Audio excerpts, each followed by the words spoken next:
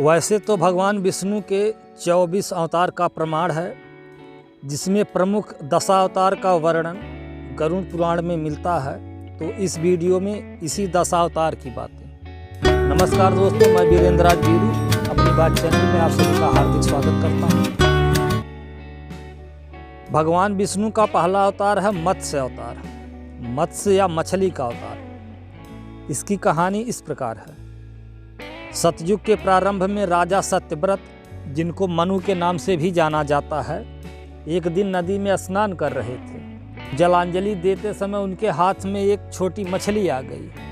राजा ने उसको नदी में डालना चाहा तो मछली ने कहा कि मुझे बचाइए, मुझे बड़ी मछलियां खा जाएंगी। राजा ने उसे अपने कमंडल में डालकर राजमहल में ले आए। मछली कमंडल में बड़ी हो गई। राजा ने उसको एक सरोवर तालाब में डाल दिया।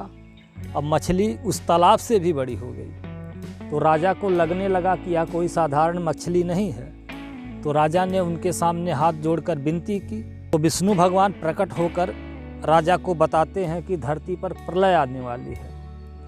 एक बड़ी नाव बनाइए, उसमें जितने जीव जंतु वनस्पति आदि हो सके उनको ले जा कर के समुद्र में जाइए। प्रलय आने पर मैं आपकी रक्षा करूंगा। राजा ने उनके बताए अनुसार कार्य किया। प्रलय आने पर पृथ्वी के सभी जीव जंतु नष्ट हो गए। जितने जीव जंतु आदि उस नाव में बचे हुए थे, पुनः उसी से इस सृष्टि का सृजन होता है। दोस्तों, अब यहाँ ध्यान दीजिए कि विष्णु भगवान को पहले से पता था कि प्रलय आने वाली है, तो क्या वे उसे रोक नहीं सकते थे? कहा जाता है कि देवी देवताओं की मर्जी के बिना एक पत्ता भी नहीं हिलता है, तो फिर उनकी मर्जी के खिलाफ प्रलय कैसे आ गई थी? विष्णु भगवान का दूसरा अवतार है कूर्म, कच्छप या कछुए का अवतार। समुद्र मंथन के समय जब मंदराचल पर्वत सागर में नीचे की ओर डूबने लगा, तो उसको रोकने के लिए विष्णु भगवान ने कछुए का रूप धारण कर अपनी पीठ पर मंदराचल पर्वत को रोका और तब समुद्र मंथन का कार्य हो सका। विष्णु भगवान चाहते तो उस पर्वत को आदेश देकर भी अपनी शक्ति से रोक सकते थे।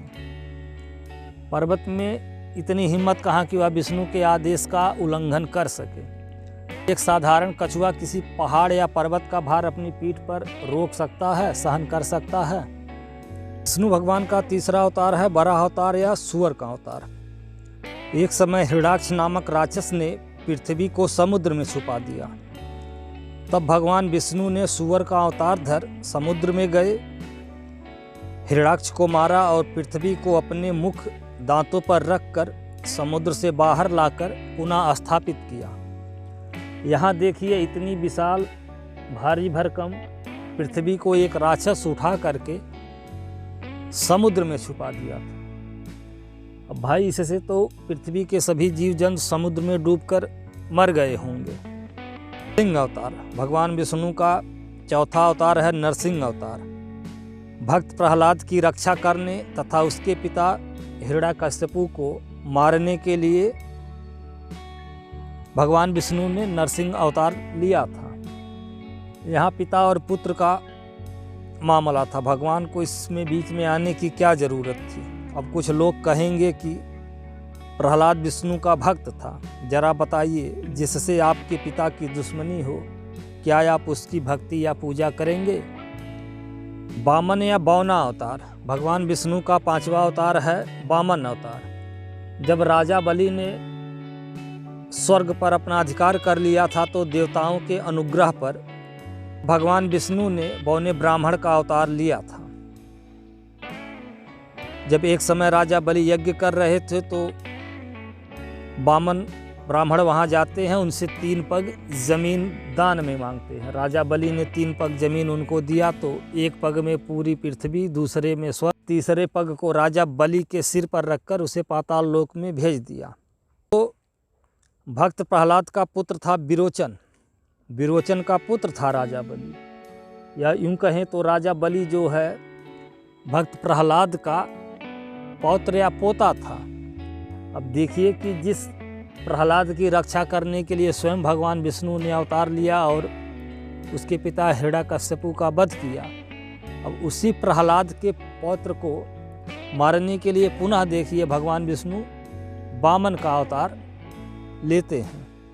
अवतार भगवान विष्णु का 6वां अवतार है परशुराम अवतार।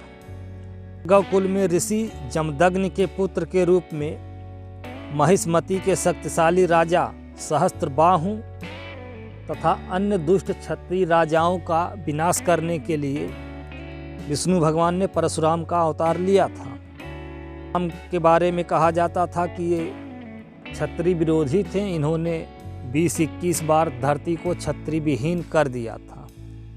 7वां अवतार विष्णु का 7वां अवतार है राम का अवतार, जिसके बारे में रामायण के माध्यम से आप सबको मालूम होगा।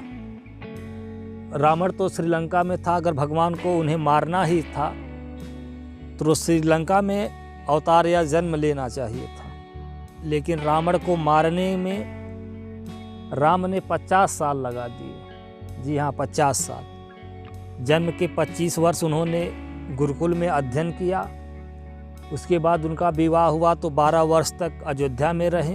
12 वर्ष के बाद उनको वनवास मिलता है। 14 वर्ष का वनवास काटने के बाद राम जी ने रावण को मारा और तब वह अयोध्या वापस आते हैं। 25 वर्ष गुरुकुल में अध्ययन, 12 वर्ष अयोध्या में, 14 वर्ष वनवास, कुल मिलाकर अगर देखा जाए तो 50-51 वर्ष हो जाता है। राम को इंतजार था कि उनको वनवास मिले, रावण सीता का हरण करे, तब लंका पर चढ़ाई करके रावण को मारा जाए। भाई राम ने जब रावण को मारने के लिए ही अवतार या जन्म लिया था तो पहले वह कार्य करना चाहिए था ना। आप पूर्व के विष्णु अवतार के बारे में देखेंगे तो उन्होंने जिस चीज़ के लिए, जिस उद्देश्य के लिए अवतार लिया, पहले वह काम किया है। दूसरी बात देखिए, कहा जाता है कि परशुराम और राम दोनों विष्णु के अवतार थे। अब यहाँ देखिए कि दोनों लोग रामायण में एक ही साथ थे। क्या एक आदमी अलग अलग रूपों में 2 व्यक्तियों की भूमिका एक साथ निभा सकता है? तो यहाँ पे देखिए कि राम और परशुराम दोनों को विष्णु का अवतार माना जाता है और रामायण में दोनों लोग एक साथ में थे। विष्णु भगवान का 8वां अवतार है कृष्ण अवतार। इनके बारे में महाभारत या कृष्ण लीला के माध्यम से आप सबको मालूम होगा। इन्होंने अपने मामा कंस को मारने के लिए अवतार लिया, गोपियों के साथ प्रेम लीला, रास लीला रचाई। महाभारत में अर्जुन के रथ का सारथी बनकर केंद्रीय भूमिका निभाई और गीता का उपदेश दिया था। विष्णु भगवान का 9वां अवतार है भगवान बुद्ध का अवतार। अब देखिए, भगवान बुद्ध का जन्म आज से लगभग 2500 वर्ष पूर्व लुम्बिनी नेपाल में हुआ था। अब इनको भी विष्णु भगवान का अवतार माना जाता है। आप देखेंगे अयोध्या में जो राम मंदिर बना है, जो मूर्ति रखी गई है, उसमें विष्णु भगवान के 10 अवतार को चित्रित किया गया है, प्रदर्शित किया गया है, दिखाया गया है। जिस भगवान बुद्ध को विष्णु भगवान का अवतार माना जाता है, उन्होंने मूर्ति पूजा, भगवान अवतार आदि का विरोध किया था। उन्होंने प्रेम, दया, करुणा, सत्य, अहिंसा, पंचशील का सिद्धांत उपदेश दिया। अब उनको भी विष्णु का अवतार माना जाता है, लेकिन यहाँ दुखद बात यह है कि बौद्ध धर्म को, बुद्ध की शिक्षाओं को, दीक्षाओं को पूरब के कई देशों में माना जाता है। कई देशों ने बौद्ध धर्म को अपनाया है, लेकिन भारत में कुछ वर्ग विशेष ने बौद्ध धर्म का विरोध किया और आज भी बौद्ध धर्म को मानने वालों से लोग घृणा करते हैं।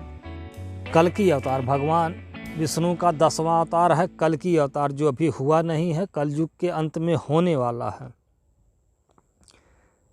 इसके बारे में कहा जाता है कि कलयुग के अंत में उत्तर प्रदेश के मुरादाबाद में संभल नामक गांव में एक ब्राह्मण के घर भगवान विष्णु का कल्कि रूप में जन्म होगा और यह दुष्ट पापी आदि का विनाश करेंगे। भारत इतने वर्षों तक गुलाम रहा, तमाम आक्रमणकारियों ने यहाँ शासन, अत्याचार आदि किए, तब किसी देवी देवता या भगवान विष्णु ने अवतार नहीं लिया।